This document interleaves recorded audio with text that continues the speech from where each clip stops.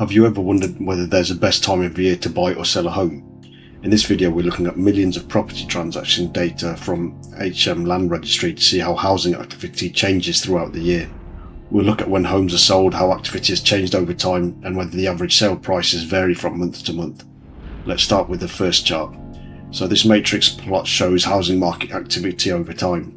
The rows represent each year while the columns represent the months from January to December. Each square represents the number of property sales for that month. The colour scale runs from light blue to dark blue.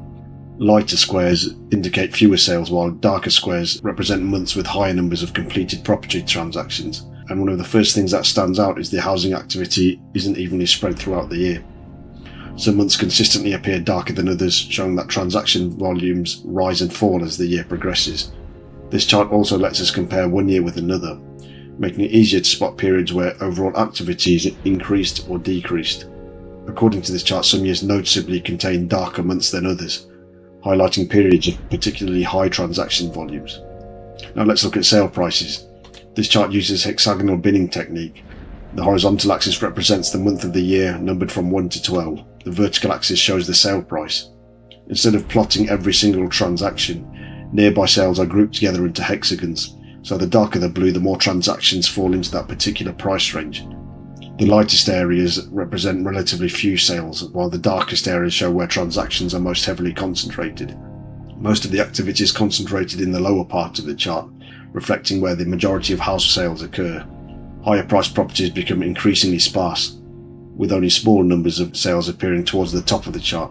Because every month displays a very similar pattern, this chart suggests that the overall distribution of sale prices remain broadly consistent throughout the year. This chart uses the same hexagonal binning, so this shows the price distribution by month. This chart uses the same hexagonal binning technique but focuses on the monthly distribution of price sales.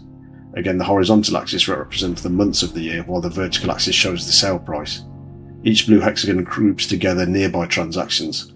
Darker colours indicate a greater concentration of sales, and looking across the month, the general shape of the distribution remains remarkably similar. Most sales cluster in the lower price ranges, while progressively fewer transactions occur as prices increase. Rather than highlighting dramatic seasonal changes in prices, this chart emphasises the consistency of the overall price distribution across the year. Our final chart looks at the average sale price. So each bar represents one month of the year. The height of the bar shows the average property price for that month. The colour also represents the average price, with darker blue indicating a higher average. Unlike previous charts, this one isn't measuring the number of sales. Instead, it's comparing average values. The bars are all relatively similar in height, suggesting that the average house prices remain fairly stable throughout the year. Some months have slightly higher averages than others, but there are no dramatic differences visible in this data. This suggests that while transaction volumes may vary throughout the year, average sale prices are comparatively consistent from month to month. Taken together, these charts tell an interesting story. The number of homes sold clearly changes throughout the year, with some months consistently busier than others. However, the overall distribution of sale prices and the monthly average prices appear much more stable. If you enjoy exploring the UK property market through real data and visualisation, then don't forget to subscribe. Every week I analyse millions of land registry transactions to uncover patterns and trends you won't normally see in standard property reports. Thanks for watching, see you next time.